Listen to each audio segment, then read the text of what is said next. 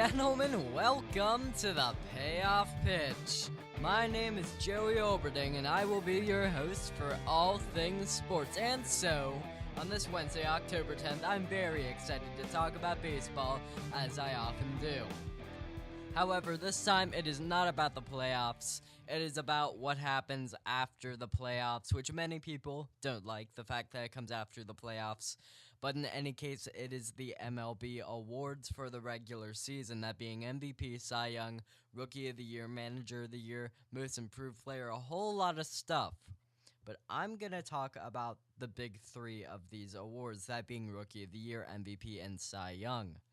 And I'm very excited to talk about both AL and NL because a lot of the races are really close, but a lot aren't so much. So I think that this will be a very fun discussion for me, and I hope for you too.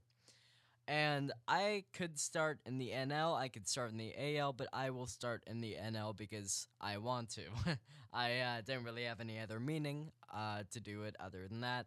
But, you gotta start with one, right? So we will start with the NL Rookie of the Year because, when you look at the awards, the Rookie of the Year is kind of lesser among, Cy Young, best pitcher out there, and MVP, best player out there. Rookie of the Year is just the best rookie. Not to say it's not important or anything, because it definitely is.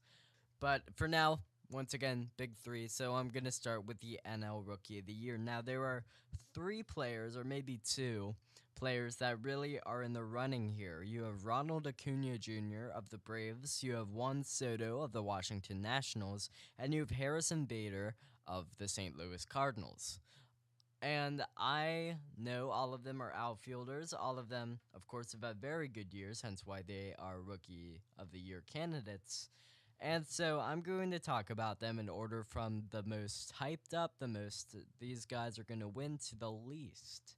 And I think that this should be an interesting debate and really shed light on why some players aren't as noted as others, even though they should. So I'm going to start with a favorite, Ronald Acuna Jr. of the Braves. He is batting .293, he has 26 home runs, he has 16 stolen bases, which is also very good, and a 4.1 WAR, which means he's pretty good out on defense too. And he's played for the Braves too, which is also a big help to him, because, of course, the Braves did do very well this year. Unfortunately, they got eliminated in the playoffs, which very quickly broke my World Series prediction of the Braves versus the Red Sox, but hey. As of recording this, the Red Sox just beat the Yankees, and so they're still in it, while the Braves unfortunately fell to the Dodgers. And really, I kind of expected to be let down because the Braves were kind of a bold prediction if you listen to my last edition of the Payoff Pitch, but that's okay. Because when you look at everybody, he's still the favorite, I would say, even if the Braves weren't a good team. He's still an extremely good player, but another extremely good player that's very similar to him is Juan Soto. And something people always bring up when they talk about Juan Soto, and I can't not bring it up, is the fact that he's 19. He was born in October of 1998, which I have to say is weird. This guy is only 5 years older than me, and you may say, wow, that is crazy, because it is. He's actually only about 4 years older than me, 4.5 years. I'm 15 right now, he's 19 right now, and I think that's just absolutely insane, because, of course, that's barely a difference. Barely a difference in terms of the grand scale of things. You look at guys, Bartolo Colon is 45. That man is 30 years older than me. And this man, who might win Rookie of the Year, is only 4.5 years older than me. And really, it's pretty crazy to comprehend for me, especially considering, like I said, Bartolo Colon being 30 years and how much of a difference that is. But in any case, let's look at the stats and see why we think Juan Soto is such a good player. Well, you just look at the stats alone, and you see .292 batting average, 22 home runs, 5 stolen bases, so less than Acuna, 3.0 WAR.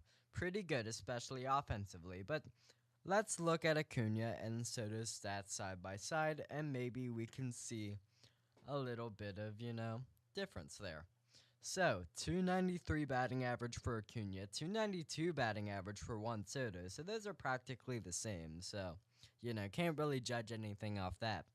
26 home runs for Acuna Jr. and 22 home runs for Juan Soto. So, maybe a slight difference in power there, though.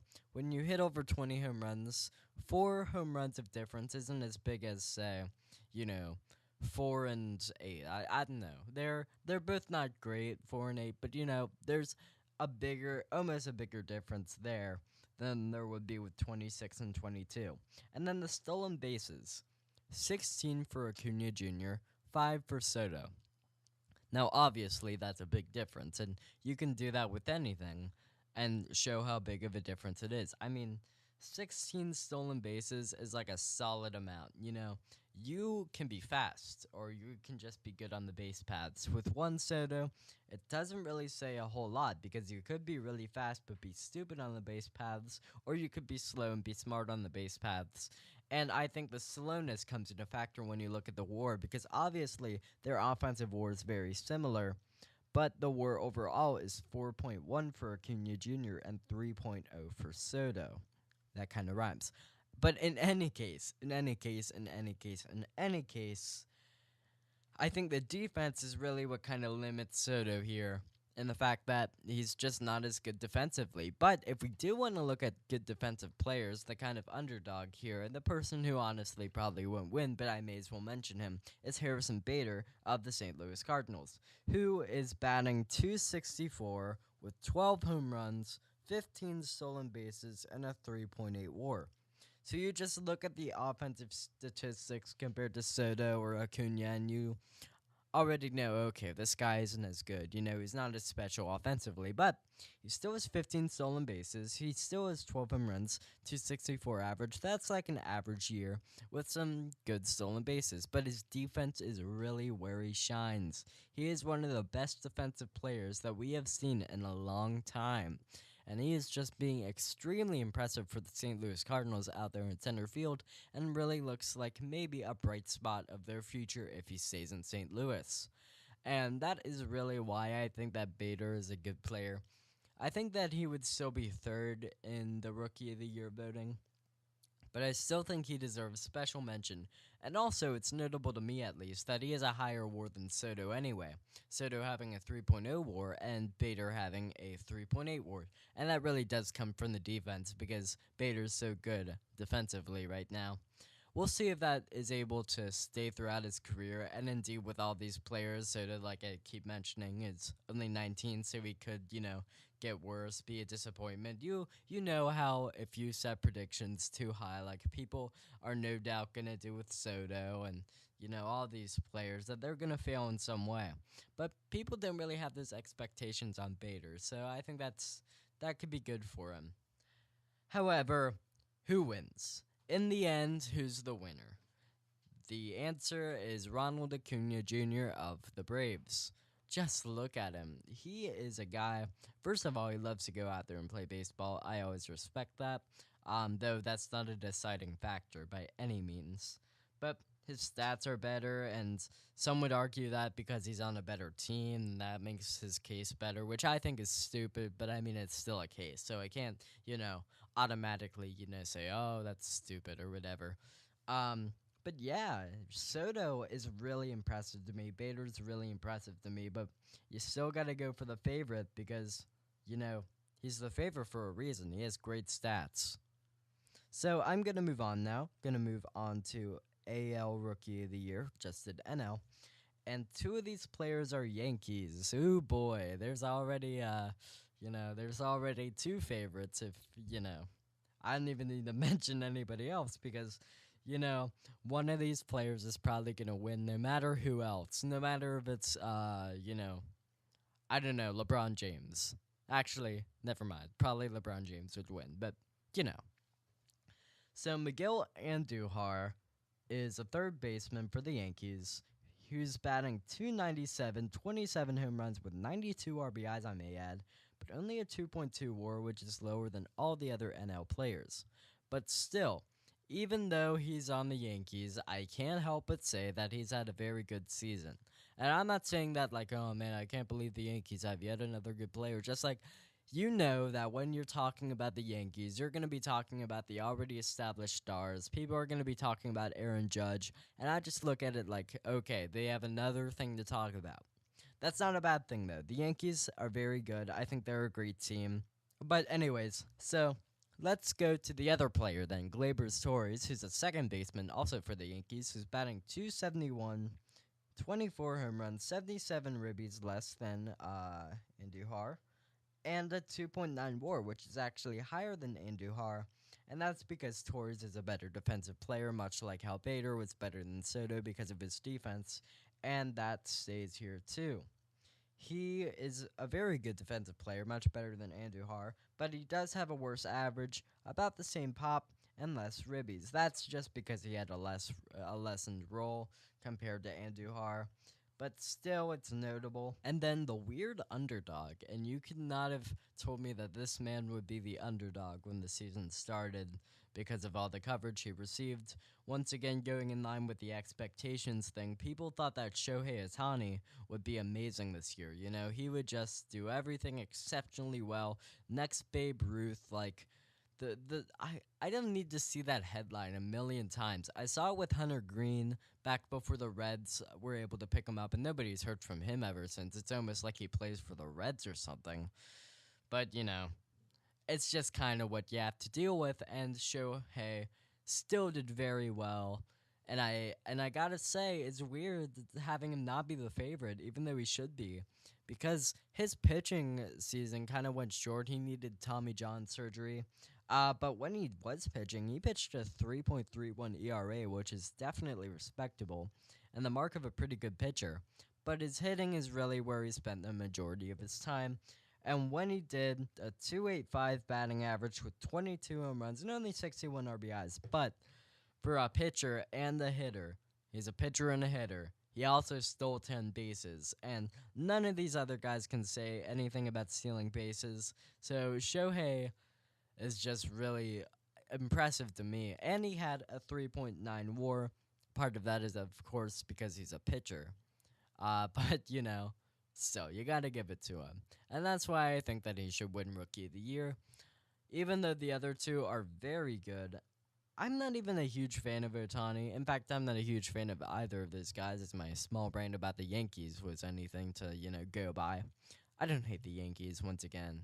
They just annoy me sometimes. Not all the time. I do like their team a lot.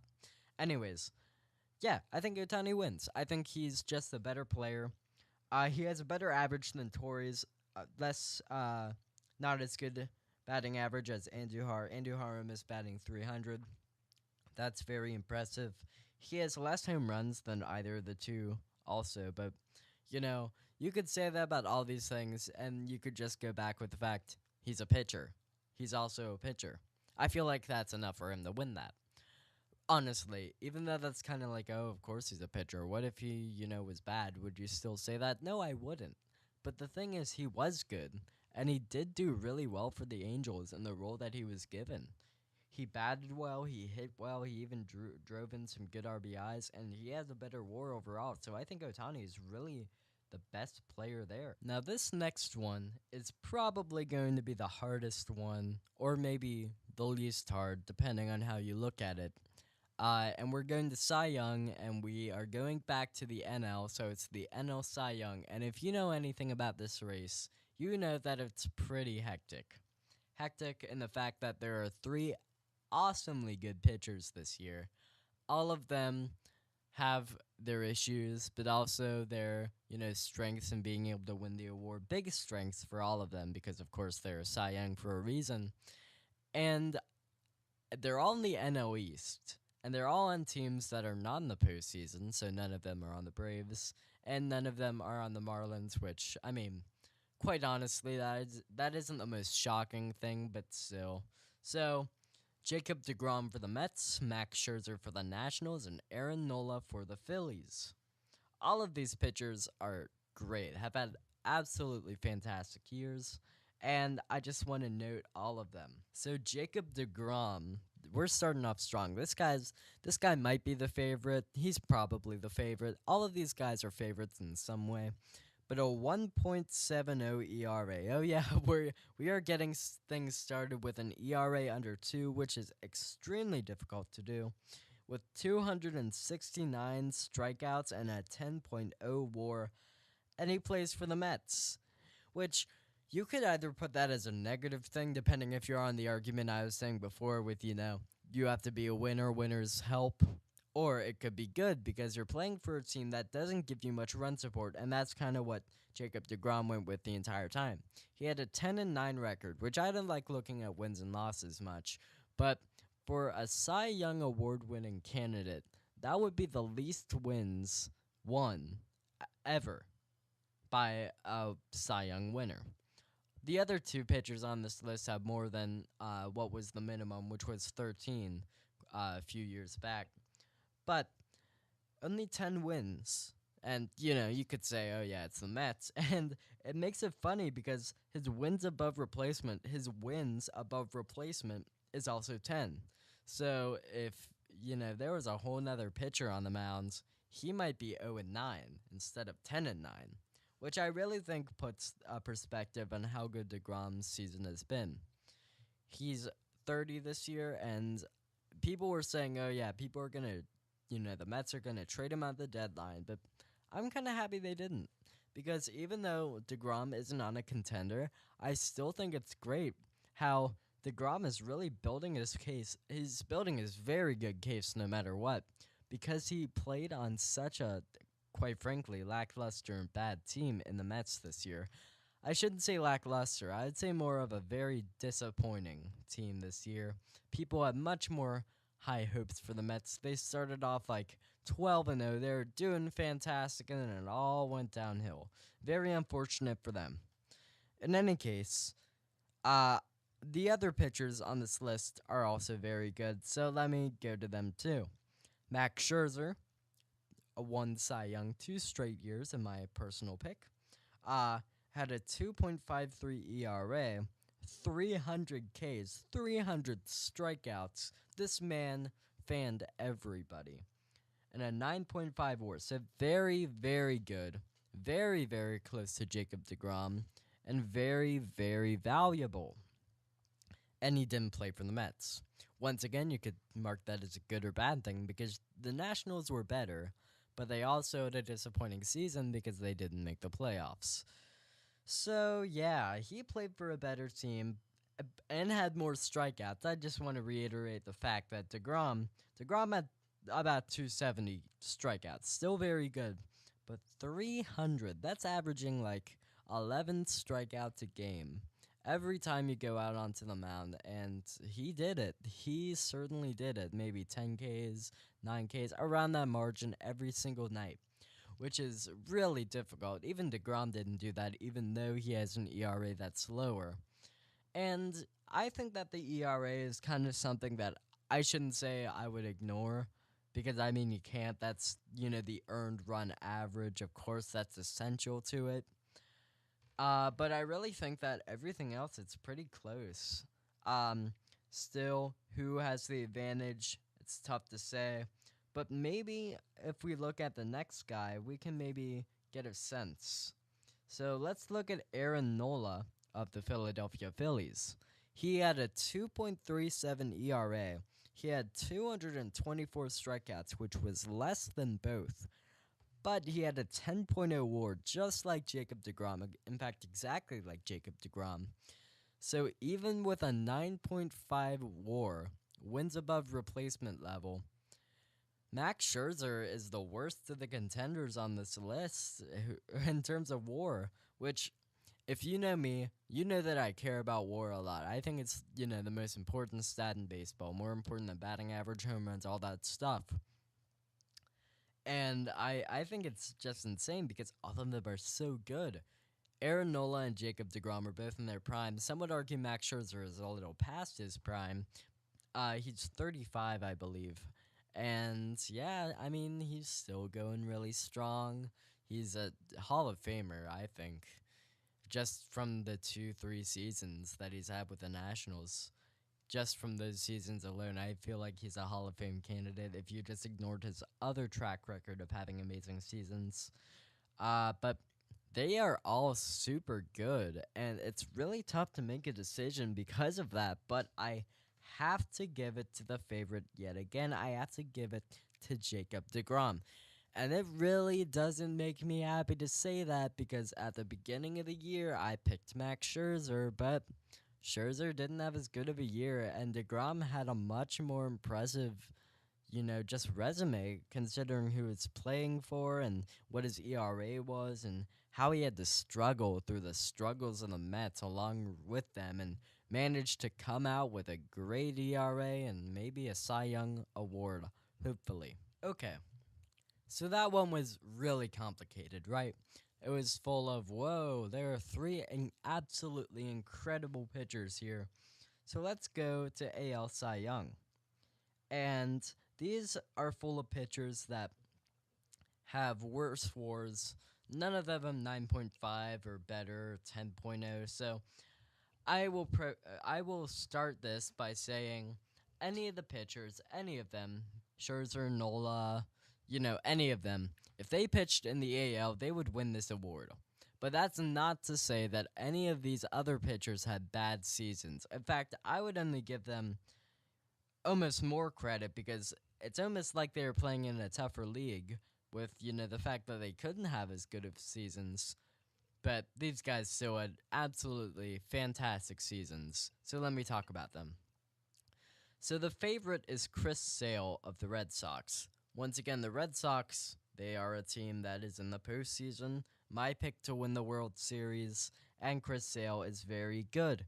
2.11 ERA, 237 Ks. Now, I just want to say, having over 200 strikeouts in any given season is amazing. But 300, like back with Max Scherzer, I feel like I didn't mention this, is incredible and extremely difficult to do. So that's why I gave him all that credit. But 237, like Chris Sale is also nothing to, bat an eye at. And a 6.9 WAR, which 6.9 WAR is also great. Don't let 10.0 and 9.5 WAR shock you.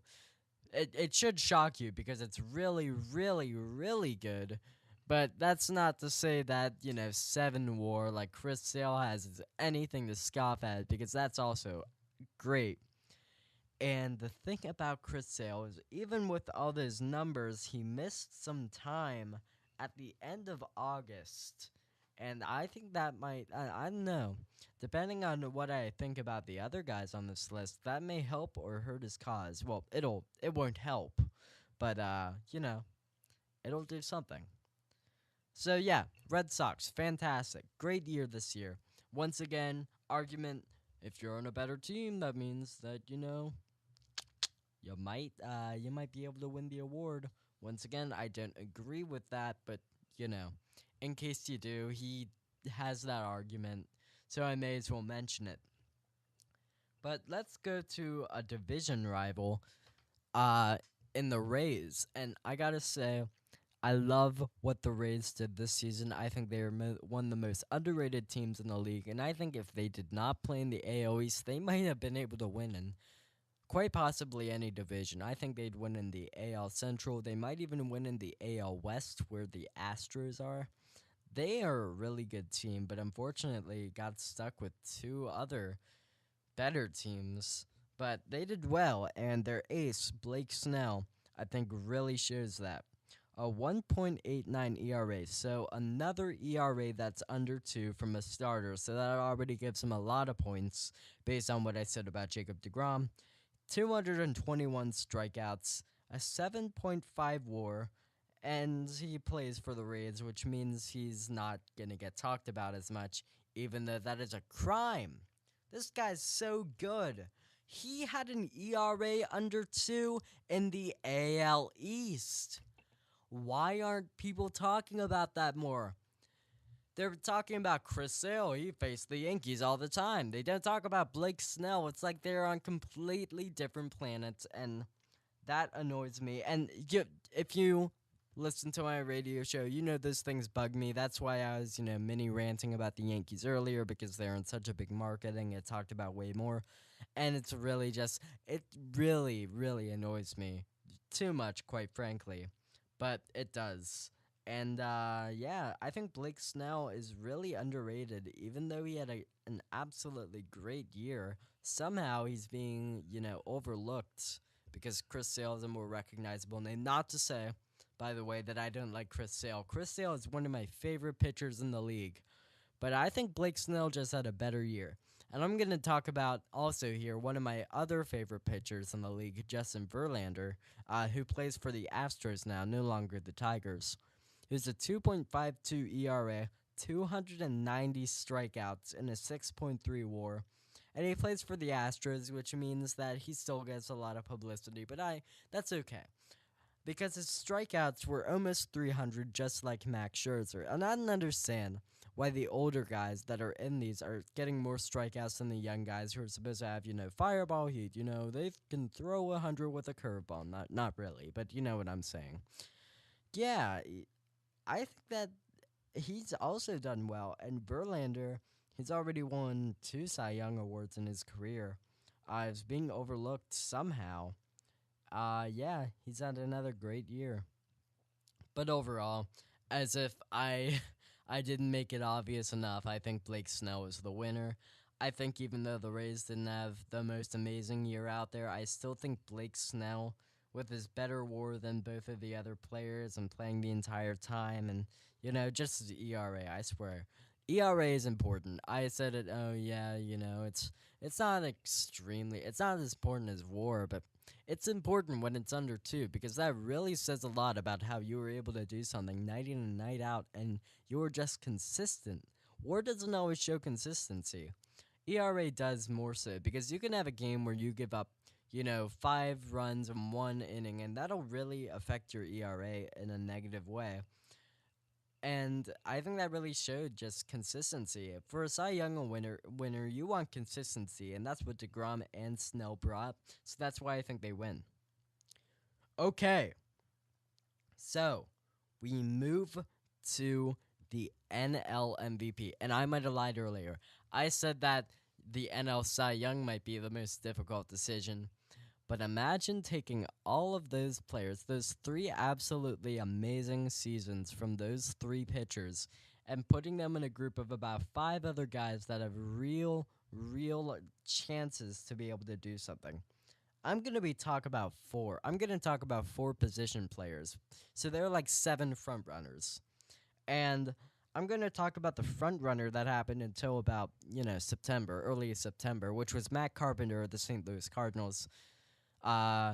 He finished his year really well. Here are his stats: 257 batting average, 36 home runs, which is of course great. 81 RBIs, which is surprisingly low for somebody who had 36 home runs, and only a 4.9 WAR. So for an MVP candidate, I feel like people were mostly looking at the home runs. He had a really good run there for a while. He was doing absolutely phenomenal for the Cardinals. But I think it was almost more about the storyline because he's still a front runner, but he doesn't have the stats that everybody else does, and certainly not what the pitchers had, as you could see. 4.9 WAR against 10.0 WAR. I mean, even though 4.95 WAR is very good, as I tried to mention earlier, that's nothing compared to 10, and I don't know what else to say. Alright, I'm gonna talk about the guy that I always talk about when we have these discussions about MVPs and who's the most underrated player. I talked about him last time. My guy Nolan Arenado of the Rockies. People don't talk about his year enough. I swear. 297 batting average, 38 home runs. He had 110 RBIs, and he had a 5.6 WAR, so that means he also had great defense. I mean, I don't know what you can say more about this guy that hasn't already been said. He is an underrated man, and he should be treated as more. I don't know what else to say. He plays in Coors Field. Okay, he plays in Colorado. It's different. It's different there. That should not judge his season. He's had a great season. Is he going to win MVP? Probably not, but I still need to mention him. And Javier Baez, 290 batting average, 35 home runs, 111 RBIs, and 21 stolen bases. Nolan Arenado can't say that. And a 6.3 WAR probably because of it. So comparing the stats, 297 against 290, Arenado has better. 38 home runs against 35. Arenado is a better 110 versus 111. That's really close. Then 21 stolen bases Javi has, so he's fast. He knows how to steal bases. Good for him. And a better WAR because of it. So I guess Javi Baez is better than Nolan Arenado. He's the best. Arenado can't even be the best third baseman in the National League. Javi Baez isn't only a third baseman. He can play other positions, but he can play third base. So, you know. And the man who went on an incredible run, it's in September. We've looked at everybody else. Christian Yelich of the Brewers. This man had an incredible season, and nobody was talking about him until he hit for the cycle twice against the Reds. Reds fans are not having a very fun time listening to this one. Sorry. 3.26 batting average, 36 home runs. That is just not even thinking about anything else. Imagine hitting 326 in this day and the age. You can look at any game and you can see guys striking out 3 times in one game. Absolutely unfortunate. And hitting 326 and also hitting 36 home runs. That is not easy to do. It's not. It's not easy to do at all. Yeah, and then 110 RBIs. So the same amount that my guy Nolan Arenado had. And 22 stolen bases like Javier Baez. So, yeah, 7.6 WAR 2. So, he had a brilliant year, hit for 2 cycles, which is also, the storyline that everybody wants. The Brewers are still in the playoffs. They're in the NLCS, so he has a storyline. He has a good team, if you care about that, once again. So, he has pretty much it all. So, yeah, I think that he will win MVP, and he just has all the storylines to do it. Okay, we had an exciting talk. So, I'm tired of that. I want to move on to something that's boring, an easy winner. Well, let me direct you, my friends, to the AL MVP. Mookie Betts is going to take it away. Now, I will talk about everybody, but Mookie Betts, I'm just going to tell you, is the winner. Let me just read off his stats first, and I think they kind of speak for themselves. All these stats of all these players speak for themselves, but this one really does. 346 batting average. I say nothing. 32 home runs. I say nothing. 30 stolen bases. I say nothing. 11 WAR. This guy's gonna win. This guy can't not win. He is young. He's a center fielder. He's the definition of a 5-tool player, even though I'm not even the biggest fan of, that grading system. Like, oh, he can run, he can catch, he can throw, he can hit, whatever, whatever. But you look at the other guys. Jose Ramirez for the Indians. I can't say. Once again, he's probably going to get snubbed. Snubbed in some way. I shouldn't say snubbed, I should say. He's not going to win even though he had a great year. 270 batting average, which is really what's going to affect this. All these other stats don't matter just because of that batting average. And I hate to say it, but that's true. 39 home runs. 34 stolen bases. He had a 30-30 year. 30-30. Now, that is not easy to do, and if you claim that it is, you are a liar. But in any case, 105 RBIs. So once again, the RBI total is skyrocketing. Not even Mookie Betts has that. Not even Mookie Betts. And a 7.9 WAR, which is still less than Mookie Betts, but still good. And then the man, Mike Trout. 312 batting average. 39 home runs, 24 stolen bases, 79 RBIs, which is not much, and a 10.2 WAR. And this is maybe the best year that Mike Trout has ever had. But My guy Mookie Betts just went out there and did everything. I swear, man. Especially that batting average. Like 312 is really good, but 346. 346. Yeah, I don't know what else to say. Mookie Betts is the winner. The other two have had great seasons, but Mookie Betts, I mean, oh my god. Absolutely incredible season from him. You can't like say, "Oh, whatever. He played against the AL East." You can't say anything like that. The AL East is good. I talked about Blake Snell. I it's crazy to me how good Major League Baseball players can actually be, but I guess that's why they're professionals. And I think that'll do it for this week's edition of the Payoff Pitch. Make sure to check us out on YouTube at Clark Montessori and check us out on Twitter at SoCo Club. And from me, Joey Olberding, I hope that you'll stay tuned to 95.7 MRC for more Payoff Pitch and so much more.